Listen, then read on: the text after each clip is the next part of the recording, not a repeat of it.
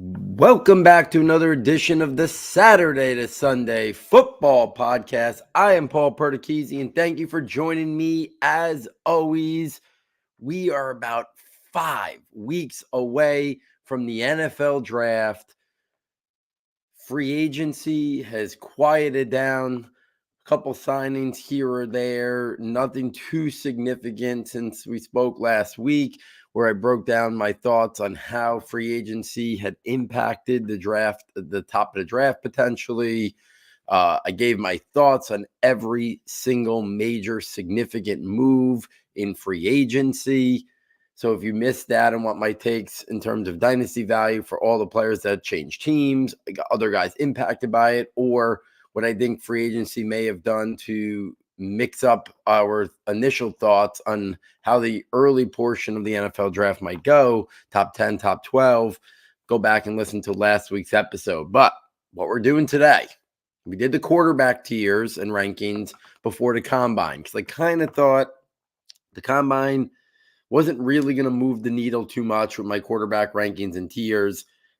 I don't really expect that to change the rest of the way. My rankings and my tiers for the quarterbacks, I think, are pretty status quo. My only debate continues to be at QB2 between Drake May and Jaden Daniels.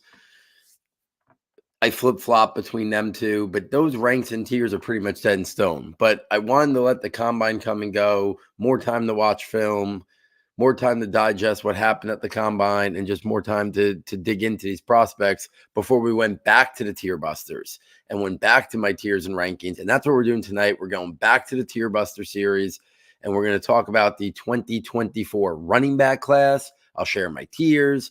I'll talk about what constitutes our exclusive S2S tiers that we created years ago that combines our film eval on these guys, NFL draft projection, fantasy / dynasty fantasy value, all kind of wrapped into one to make these exclusive tiers here at Saturday to Sunday. I'll talk about who's in my tiers. I'll talk about these running back prospects in terms of their traits and things that really stand out about these guys. So I'll kind of have you covered wire to wire. And I think it's one of the most fascinating running back groups that maybe we could ever remember since I've been doing this at Saturday, Sunday, and long before, just as a fan of the NFL draft.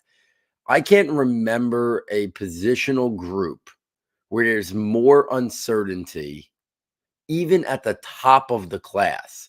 You ask 20 different draft evaluators, from major draft media to draft Twitter to just fantasy player who starts picking up on these prospects. You ask anybody, who's your top 5 running backs? I'm not sure anybody in the 20 people you survey would have the same 5 guys. And the odds of, if you do, finding them in the same order would be close to 0. In the past, we've always had who the top running backs were. There wasn't much debate in terms of 1 and 2 or 1, 2, and 3. It usually would start after that. But this draft class, I think you can make the case that there are going to be 5, 6, 7 guys that somebody have at number 1. And if you start stretching it out to top 5, you might have 12 different names on your top 5 that could be in somebody's top 5. So you add that into the fact. You add to the fact that I don't think there's a top 50 prospect in this draft class. I think we're talking late second round before any of these running backs come off the board. While some of them have read-down skill sets, I think they're going to be more part of committees at the next level for most of them. Do they handle the heavier part of the committee, or they're a part of the committee? Are they a specialized player? It's really going to be pick your choice on what you want. Do you want the big play guy, the bigger, more physical interior runner? Do you want the space player? Do you want the third down back? Do you want the guy who could, do a little bit of everything, but doesn't maybe have an elite trait or an elite calling card? So I think it's a really fascinating class. I think it's a class that needs a lot of discussion and nuance in terms of ranking them. I think what the running back position, some people really value like vision and patience. Other people value like missed tackle rates. Other people contact balance, play strength, picking up extra yards like that leg drive, physicality, toughness to break tackles. Some people want a guy who's a a weapon out of the backfield in terms of pass catching. So there's so many different areas that kind of dictate how somebody might rank running backs. So I think based on what traits you find most important, there's a strong likelihood that that probably would impact how you have these guys ranked in terms of top 3, top 5, top 10. And I think that's what makes it a really interesting talking point, because how I have them ranked is going to be very different than someone else or somebody else. And I don't think it's I'm right, someone else is wrong. I think everybody has their own takes and what they look for at the running back position. So like when I get some guests on in the industry prior to the NFL draft, it's going to be fun talking about this running back class, because something that I might value, someone might value a little bit less, and they might be looking for something that different. And that's kind of the fun of this. So let's get into it. Again, always like to kind of read out the tiers. So let's start there. What makes up a tier 1 running back for us here at Saturday Sunday is this. So a tier 1 running back is a potential round 1 or early round 2 NFL draft selection, a top 6 dynasty rookie pick, a day 1 starter. Many traits are above average, with at least one being rare to elite. These players should be the focal point of the run game with the ability to contribute in the passing game. Who makes up my tier 1? Nobody. It's the first time since doing Saturday to Sunday that I do not have a tier 1 running back. We keep these tiers consistent from year to year. So we don't automatically just have guys in tier 1 just to say this is our tier 1 running back. We want to be able to keep it consistent year to year. I don't think there is a round 1 or early round 2 running back in this NFL draft. I don't think there's a top 6 dynasty rookie pick in this draft. I don't think there's an immediate plug and play day 1 starter lead a backfield like Bijan Robinson last year, or Breece Hall. Jameer Gibbs is obviously with David Montgomery, but Kenneth Walker. I don't think that exists here. We don't have that in this draft class. So there's no tier 1 running backs for me. There's nobody I think warrants going in the first round, and I don't even think there's anybody that warrants going in the top part of round 2. First time it's ever happened that we've had 0 tier 1 running backs. Usually there's somebody I think warrants an early second round pick, if not a round 1 pick. Like last year, obviously, Bijan and Jameer Gibbs were tier 1 running backs all day. Even Breece Hall and Kenneth Walker, tier 1 running backs. Even if I might not think they were round 1 guys, I thought they were early round 2 guys. So no tier 1 running back. So that kind of keeps us moving right into what makes up our tier 2 running backs. A tier 2 running back for us is a guy that we think is a mid-round 2 to mid-round 3 selection. So we might start seeing these guys around the pick 50 mark. And maybe right to the middle of round 3, pick 80, pick 85, somewhere around there. We think for fantasy, your dynasty rookie drafts, it could be a mid-round 1 to early round 2 dynasty rookie pick. Obviously, super flex settings impact that for sure. But that's where I think we're talking about these tier 2 running backs. You give me a running back that goes at like early mid-round 2, they probably are around mid to late early round 1. I mean, mid to late round 1 dynasty rookie pick. They're going in the middle of round 3, probably a late round 1 or to mid, round 2 dynasty rookie pick. We think they're a lead running. They have the upside to be a lead running back in a committee. Several traits are above average to very good. These players can and should contribute immediately to the run game and have the capacity to contribute and be a factor in the passing game as well. There are or may be some concerns about their ability to be a 3-down back at the next level. So when I look at this draft class, I think this is the sweet spot where we start talking about having a handful of guys in the tier 2 mix for what we constitute a tier 2 running back. So for me, tier 2 is made up of these players, and these are my current overall running back rankings. First tier 2 running back is Trey Benson out of Florida State. Next up is Jonathan Brooks out of Texas. Third is Jalen Wright out of Tennessee. Fourth is Blake Corum out of Michigan. And fifth is Marshawn Lloyd out of USC. Those are my top 5 backs right now. I don't think I'm coming off of that. I debated between Blake Corum and Marshawn Lloyd at the 4-5 spot. That was the hardest one inside of this tier. I think I'm pretty locked into my top 3 being Trey Benson, Jonathan Brooks, and Jalen Wright. And I feel pretty good about a little bit of a drop-off after my top 5 of having Blake Corum and Marshawn Lloyd in there before a drop-off to the 3rd tier that I'll get to momentarily. So what is it about these guys that I like? Let's start with Trey Benson, who was my number 1 running back last summer, and nothing has changed about Trey Benson. I love the size and the frame. He tested out as a great athlete. I thought on film he had good athleticism, movement skills, burst, and acceleration. Then he went to the combine and ran a 4.39, which was unbelievable. I was expecting more of like a 4.48 for Trey Benson and would have been happy with it at his size. So we're talking about a guy who I think plays with good play speed, good athleticism, but tested out as a great athlete. I love the contact balance, the ability to him pick up yards after contact, to make people miss even at his size in short space, in short area. I love the play strength, the power, the toughness. I think he's got good agility and elusiveness to make people miss. Some inconsistent vision and patience, some indecisiveness at times. I think he can run a gap or power zone scheme. He's my number 1 running back. Jonathan Brooks, obviously coming off the torn ACL. Will he be ready for the start of the season? Will he not? I think there's some inconsistent play strength issues and some inconsistent vision at times. But we're talking about a guy, good size and frame, very good athleticism, speed, burst, acceleration. He can make people miss, really good cutting ability, good footwork, change of direction skills, got a good receiving background as well. Runs with good toughness. I'm just not sure the play strength and the power and the physicality are there. I think he's got a 3-down skill set. I don't think he's a 3-down guy who could carry the ball 20, 25 times ever in a game, but I do think he's got a 3-down skill set.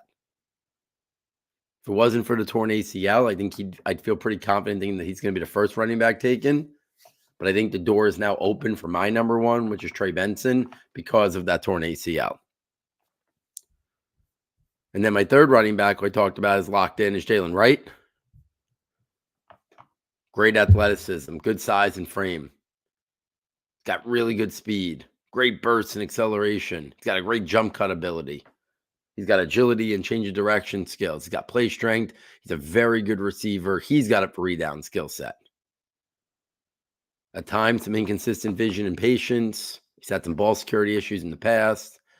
He's got to be cognizant of his running with good pad level. Sometimes I think that not always the best in terms of that. But explosive player. I think he's more north-south than east-west. I think he does have the lateral quickness to get to the perimeter, but once he gets to perimeter, we're talking turning upfield and using that acceleration and burst. So there's things about Jalen Wright that I think are really intriguing. I love the 3-down potential. I think there's a possibility late round 2 we see Jonathan Brooks and Trey Benson, and then somewhere in that late round 2 to mid round 3, we possibly see Jalen Wright. And then the 2 guys I debated in this tier were Blake Corum and Marshawn Lloyd. Now, Blake Corum is one of those guys, undersized running back with a compact frame. He's got good play speed, good athleticism, short area quickness. He's got very good footwork, lateral quickness, agility, change direction skills, elusiveness, and cutting ability.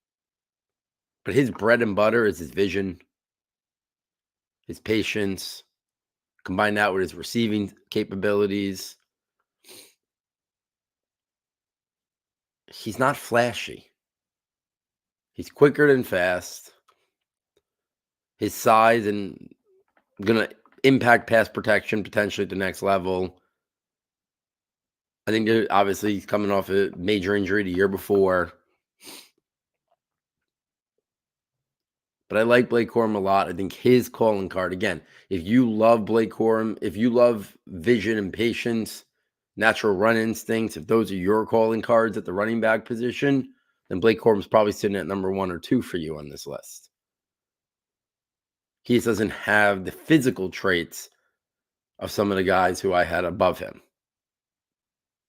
But I do really like his game a lot. I think he'll be a round 3 pick. And then Marshawn Lloyd, who I was a little slow to come around on until I really got into more of his film. There's some inconsistency in terms of his vision, but really good athleticism, explosiveness, speed, burst, acceleration, and short area quickness. He's got good play strength and contact balance. He runs with very good tempo. I think that's one of the best traits of Marshawn Lloyd. He varies his run tempo. He's got good receiving skills. He's got a 3-down skill set in the committee backfield as well. Daniel Jeremiah has been talking about he could be the first RB off the board. I don't think Daniel Jeremiah is pulling that out of nowhere. I think that's what he's hearing from NFL teams. So if I was going right now on just natural projecting, I wouldn't be surprised if Marshawn Lloyd goes ahead of either Trey Benson or Jalen Wright, maybe even Jonathan Brooks. I think he's in the mix there. So that makes up my tier 2, but those also are my top 5 running backs in this class. If we go to tier 3, tier 3 is guys that I consider late round 3. So maybe they sneak into the latter part of the top 100. Late round 3, Peru, the first day of day 3, which is round 4. So this is like spanning kind of from like, I don't know, pick 90, pick 100 to like the middle to the end of round 4, which is probably like pick 140 when you throw in the compensatory picks. In fantasy, I think these are round 2 to early round 3 dynasty rookie picks. They're running backs that are looked to be a part of a committee with upside. Some traits are above average to good. These players offer a competitive advantage as runners or as pass catchers. These players could emerge into even bigger roles of the backfield by the end of year 1 or year 2. Volume, this is the sweet spot of the NFL draft. And I think we're going to see that also. Because I've already been on record. We might not have no running backs in the first 2 rounds. Then I would expect some in round 3. Do all 5 of my guys who I talked about already, is it possible that they all go in round 3? Probably. But I also wouldn't be surprised if we only had 3 or 4 running backs go in the first 2 days of the draft. And some guys maybe fall. But even if they don't, the latter part of round 3 and then day 3, round 4, I think you're going to see a lot of running backs. I think you're going to see a lot of teams maneuver around in round 4 and say, okay, we have this guy as the 3rd best running back in the class or the 5th or 6th best running back in the class. We're going to move around in day 3, round 4. We're going to go get our guy. I think a lot of running backs are going to come off the board in round 4 or the latter part of round 3. Because there's going to be people saying we're going to get our 3rd ranked or 4th or 5th ranked running back, even though this might be the 5th, 6th, 7th, 8th, 9th, 10th running back coming off the board. For me, my tier 3 looks like this. I have Will Shipley out of Clemson, my 6th overall, first in tier 3. I have Ray Davis, my 7th running back overall, 2nd in this tier out of Kentucky. Tyrone Tracy Jr. out of Purdue. Braylon Allen out of Wisconsin. Isaac Arendo out of Louisville. Audric Estime out of Notre Dame. And Bucky Irvin out of Oregon. So that is that's 7 guys in this group. Okay? 7 guys in this group. Plus the 5 I had in the previous tier. That's 12 guys. Do I think 12 running backs are coming off the board by the end of round 4? No, that seems a little rich. So some of these guys I just talked about will probably fall to round 5. I liked Eric Gray last year. I think some of the NFL liked him. He fell to round 5 last year when the Giants took him. So some of these guys are going to fall to round 5. But these are the guys that I think are intriguing enough to be somewhere selected between late in round 3 through round 4. And truth be told, I'm not sure any of these guys go late round 3 because I don't even know if the top 5 guys I had above them go by the end of round 3. So I think all these guys I just listed, I think they're all probably more day 3 running backs, but I think they should come off the board somewhere in round 4, and I'm expecting a little bit of a run. If I go through a couple of these guys, Will Shipley, Had a really good pro day. He's got very good athleticism, movement skills, speed. He's got acceleration and burst. I love the footwork, the change of direction, the ability to make people miss. Good vision and patience, really, really good receiving skills. I think he's going to profile as a change of pace committee, pass catch, and running back, but a guy who can do a little bit of everything at the next level. There's some play strength and power workload limitations, but I really like Will Shipley. Feel like the NFL is sleeping, or draft Twitter, I should say, is sleeping on him a little bit, but I'm a fan. Ray Davis, a little bit of an older prospect, but while undersized, great compact frame, the athleticism and movement skills, I would say are probably just average, but he's got really good play strength for a guy his size, contact balance, power, leg drive, runs with a good pad level. He's a good receiving back. He's got a 3-down skill set to be part of a committee backfield. There's some inconsistencies in terms of his vision and patience, but I like Ray Davis's game. He's going to be a guy that's not going to be flashy, but he's just going to be really productive at the next level.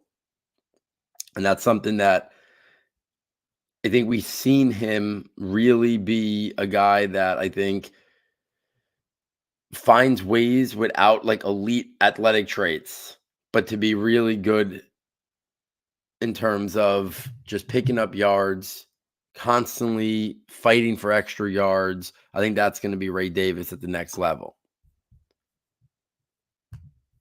Next guy in this tier was Tyrone Tracy out of Purdue. I talked a little bit about him before the combine. I dug into his film since. I came away really impressed with Tyrone Tracy Jr. Very good high-end athleticism, great speed, great burst, great acceleration. He's got agility, change of direction, but he's got good play strength too. He's got great receiving skills. He's a versatile offensive weapon as a receiver, runner, and a returner. He's not going to be a guy who's going to carry the workload as your running back. That's just not him. But in terms of what he offers as a versatile offensive weapon, this guy you can run real routes with. He's a dynamic pass catcher, and he's got home run speed on the outside. He's a big play waiting to happen. I think teams are going to be very intrigued adding this type of explosiveness somewhere on the early portion of day for Ray. Is he a complete back? No. There's inconsistent vision. There's inconsistent natural run instincts and patience. That's not his bread and butter right now. But I really came away impressed with Tyrone Tracy. I think the league's going to like him a lot more than maybe say Draft Twitter does. Braylon Allen, I know Draft Twitter likes him. To me, I have some concerns. I've always had concerns about Braylon Allen. The straight line speed is good for a big guy. But to me, he doesn't offer much in the pass game. He's going to need a runway to get going. He's not going to make you miss, but he's got great play strength. He can get north-south in a hurry. He's physical. He's tough. If you have a good offensive line, he could be a great power runner in that type of offense. So I like Braylon Allen, but I don't like him like some people do. And I don't think he ever lived up to the potential. And I could even see myself moving him a little bit further down this tier too before I give my final rankings a little closer to draft night. Next up is Isaac Garendo out of Louisville. He's another guy I talked about before the combine. And then he went out and ran a 4.340. Got great to elite level athleticism, movement skill, speed, burst, acceleration. He's got play strength, toughness, and physicality. He's got receiving capabilities as well. Really intriguing player that I think is going to be a guy that probably starts out as a depth running back and a role player, but I think a guy who could work his way into a part of a committee. I think he's more north-south than he is change of direction, agility, stuff like that. I think there's some inconsistent vision and patience, but we're talking about an explosive athlete, good play strength, good toughness, receiving capabilities, good in pass protection. A lot to like about Isaac Garendo's game. Audric Estime, we know the power is there.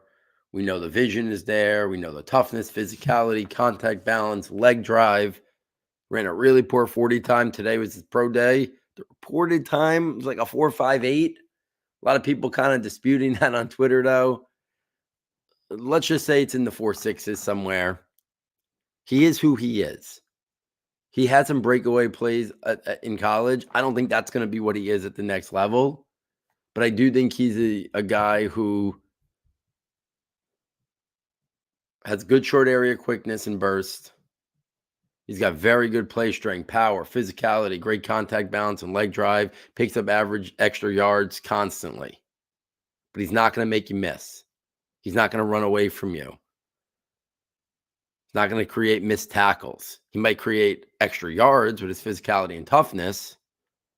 But I think Audrey Gastemi is a guy who you're going to see somewhere on the early portion of day parade. And then the last guy in this tier is Bucky Irving. And I don't know what to do with Bucky Irving. Great vision and patience. Great receiving back. Runs tough for his size. But he's a small back who tested out as a poor athlete. I think his play speed and quickness is a lot better on game film than it is in the combine. But for every Kyron Williams, there's like 25 guys who had that profile who basically couldn't make it in the NFL, nor ever even got an opportunity. So Bucky Irving, I think, starts out, I'm not sure he makes it in the first 4 rounds. I think he probably is one of those guys that falls to round 5. But I do think he's a really good receiver, and he's got really good natural run instincts, vision and patience, and that's going to be his calling card. His pass receiving right now is going to be his calling card. And then maybe does he work that into a bigger role down the line and show that impactfulness that he had at Oregon. So those are the guys that make up my tier parade. If we take this to my tier 4, let's first talk about who's in tier 4. Tier 4 is round 5 or round 6 selections in the NFL draft. Round 3 to round 4 dynasty rookie picks. Lesser part of a committee or a handcuff, several solid traits. These players have a complementary skill set that could develop into a specialized role or a lesser part of a committee in the future, and are capable of leading the backfield and maintaining the integrity of the offense if called upon due to injuries. Who makes up my tier 4? Rasheen Ali out of Marshall, Chase McClellan out of Alabama, Isaiah Davis out of South Dakota State, Cody Schrader out of Missouri, and Dylan Lobb out of New Hampshire.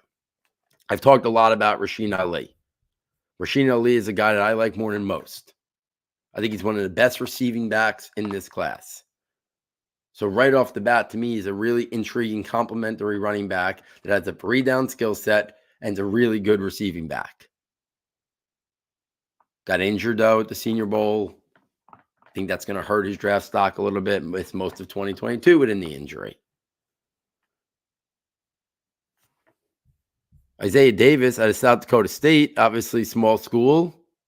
I don't think he's going to do a lot in terms of stop-start acceleration, or I don't think he's going to make people miss. Not a lot of change of direction, but very good vision and patience, good footwork, really good play strength, power, toughness, contact balance.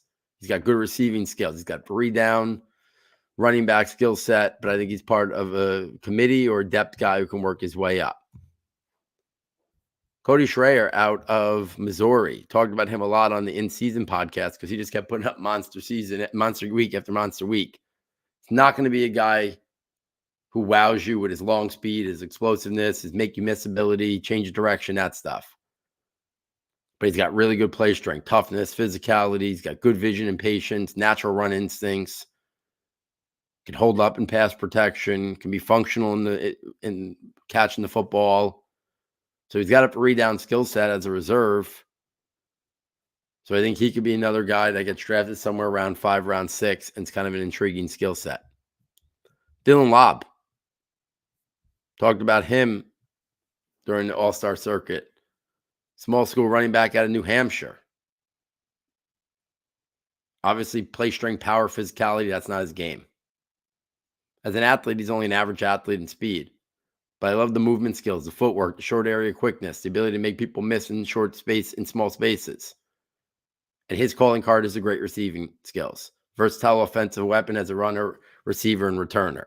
So 2 of the guys I talked about in this tier, Rasheen Ali, I think his bread and butter is his receiving ability, but I think he's a more natural runner for sure than Dylan Lobb. And then Dylan Lobb, His calling card is his versatility and how good he is as a receiver. That's what's going to get him drafted somewhere in round 5 or round 6 and really intrigue people. And then Jason McClellan, obviously major name from Alabama. I put him in this because I think he's more of a Dave Perry type guy. I think he's more of a round 5, round 6 guy. He's got good athleticism, movement skills. He's got good footwork, agility, cutting ability, and elusiveness, good vision and patience, good play strength, above average receiving skills. But I think he's going to be part of a depth to part of a committee at the next level. He never stood out like a lot of these Alabama running backs have. I think he's good. I think in this draft class and in the way that running backs are viewed, that's going to put him somewhere in Dave Perry in that round 5, round 6 range.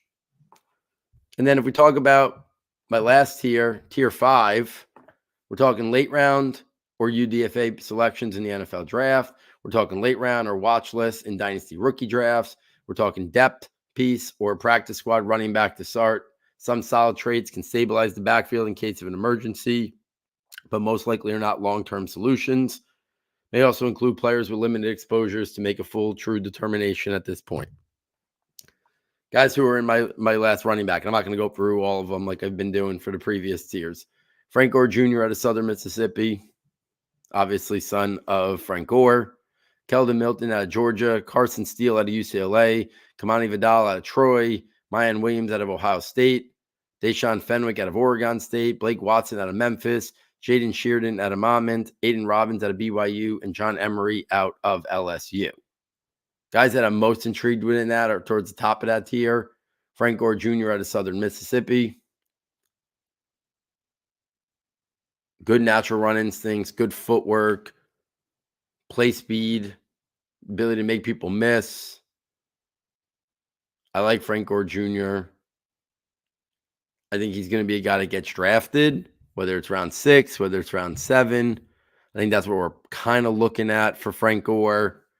But for me, it's his footwork, change of direction, agility, and elusiveness. That's what makes him good natural vision and patience. To me, he can be a weapon as a runner and a receiver out of the backfield. There's some size concerns, level of competition concerns. Not going to be a guy that shows a lot of power at the next level. And then Keldon Milton, obviously former big-time recruit. He's going to be a guy that was always a Debbie darling.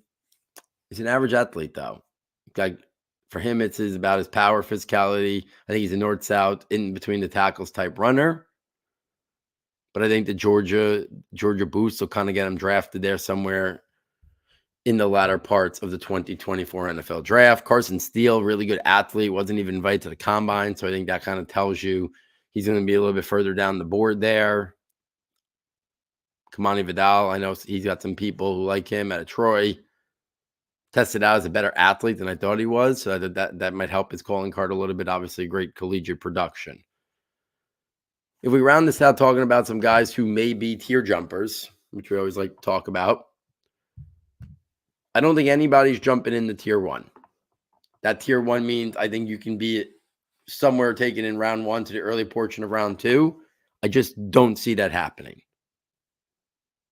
If I was going to guess who can make the highest jump up to be closest to the early portion of round 2, it would be Trey Benson or Jonathan Brooks, my number 1 or my number 2, or Jalen Wright.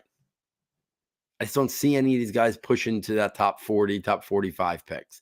I think 50, around pick 50 is where we start the conversation about maybe thinking about a running back coming off the board. If we're looking at a potential tier jumper from tier 3 into that top 5 of my tier 2, I would say it's probably, honestly, I think I would probably say it's Tyrone Tracy, a junior out of Purdue, only because he's such a unique offensive weapon that if somebody's going to push his way into that middle of round 3 mix unexpectedly, I think it would be Tyrone Tracy Jr. I don't think it's going to happen, but he would be my best bet. It would be him. It'd be a team falling in love with Garendo's measurables. I think those would be the 2 best opportunities to maybe jump a tier. I like Will Shipley and Ray Davis more, but I don't think those guys are jumping into the top, middle of round 2 to middle of round 3 range. So I think the best guy who could maybe be a tier jumper would be Tyrone Tracy or Isaac Orendo. People are a little bit late to the party. I've watched some film on them. I still kind of want to watch some more because those weren't guys that I had been scouting since last summer, like so many of these other guys. If we're talking about tier 4, who could be a tier jumper in the tier 3, I'd put that on Isaiah Davis out of South Dakota State or Jason McClellan out of Alabama. I like Rasheen Ali most out of that tier, but I think the injury is going to set him back a little bit. So while I prefer Rasheen Ali the most, I think McClellan or Isaiah Davis could be that tier jumper that maybe pushes their way in to the round 4 mix. And then that last tier, my tier 5, if a guy kind of jumps up a little bit into the next tier, to me, it would be Frank Gore Jr. or Kendall Milton. I just think the pedigree, the name brand there for both of those guys, and both of them do have a couple intriguing calling cards. For Gore's, his footwork, his agility, his make you miss ability, and Kendall Milton, his power, strength. Those would be two guys that I think could intrigue some teams and maybe be a tier jumper up to the following tier. But as I started this at the top, it's a very interesting running back group because I'm not sure a lot of people would have my 5 as their top 5, and I'm not sure a lot of people would have the order I have it in. And then I think if you talk about the next group for me, my next tier, for me, it's technically tier 3 because I don't have anybody in tier 1. But I don't think you're going to see a lot of consensus on ranking guys like Will Shipley, Ray Davis, Tyrone Tracy Jr., Braylon Allen, Isaac Orendo, Audric Estime, and Bucky Irving. You're going to see those guys you're going to see orders very mixed on these guys. And it comes back to, what do you want? Do you want the receiving guy? Then you're probably bumping up Tyrone Tracy Jr. and Bucky Irving. Do you want the power physical guy? Well, then you're probably into Braylon Allen and Audric Estime the most. So how you rank these guys, again, is what are you looking for? And I think the NFL teams will have these guys very mixed based on that as well, in terms of what do they want? What do they have in their backfield? Are they looking for a complement to something they already have? Are they looking for a guy who fits their scheme, whether heavy zone, heavy gap? How does the running back mesh with the offensive lineman in terms of their best, in terms of what they do best? So I think there's going to be a lot of surprises in terms of the running backs coming off the board. It'd be interesting to see if we get any clarity in the next 5 weeks before the NFL draft. Do we get a little bit more light? Because I think right now we're really going dark. And I can't remember it being this dark at a position this close to the NFL draft. Like, we know the running backs that are in the wide receivers who are going to go in the top 5 to 7. We don't know the order after maybe the top 3. But we know who's probably going to be wide receiver 4 through like 10. In the running backs, I don't think we do. And that, I think the uncertainty starts right at the top. Who's RB1? Who's RB2? Who's RB3? Who's RB4? So it's going to be fun to kind of track these. It's going to be fun to pick the brains of other really great evaluators and other people in the industry, kind of to hear where they're at with this running back class. Because I bet you're going to hear some people who really love Audric Estime still, or really like Bucky Irving. And I guarantee you're going to see Braylon Allen on some people's top 5s. And some people might not even have Tyrone Tracy or Isaac Orendo in their top 12 or top 15. I don't think that's impossible. So it's going to be fun to track these guys. It's going to be fun to see where they land. I don't think it's going to be fun for fantasy, I'll tell you that much. Because I think none of these guys are going to get drafted to these pristine situations where we can kind of bank on them being heavily involved right out of the gate. And if so, even so, some guys will end up in good situations, but what's the longevity of that? Like, is it another Dameon Pierce situation? Is it another Michael Carter situation? I think so many of these guys are going to be taken in that round 4 range. It's not a lot of long-term stability. You go round 1 or early round 2, yeah, you're probably going to have some leash and runway to be the guy for at least a couple years. But once you get past that, once you get into round 3, round 4, I think it's up for grabs in terms of, where you could be in terms of volume, in terms of the percentage of what you see sooner rather than later. I think it's much more debatable. And I think that makes things very tricky in the fantasy lens for sure. So there it is, guys. My running back tiers and rankings for the 2024 NFL Draft. This is the second TierBuster show. If you missed it pre-combine, if I picked up any new people during the combine or free agency, and you want to hear all my thoughts on the quarterback position, why I have some concerns about J.J. McCarthy, who I like the most between, after that, those top four guys, who are my guys on day 3, go back and listen to the previous episode right before the combine preview, where I did the quarterback tiers and ranking show as well. Next up is going to be wide receivers and then tight ends. And then we will kind of spin this to get some people on to talk about these 4 positions as well and hear their takes. Because you guys have been hearing my takes on a lot of these players for a long time, whether it's last summer, during the summer scouting series, whether it's for multiple years, if these guys didn't come out. So it'll be fun to kind of finalize my tiers and rankings and then talk to some others in the industry and pick their brain a little bit in terms of what they see. If you're enjoying the content, please get over to the website, S2S Football, fastest and easiest way to get there.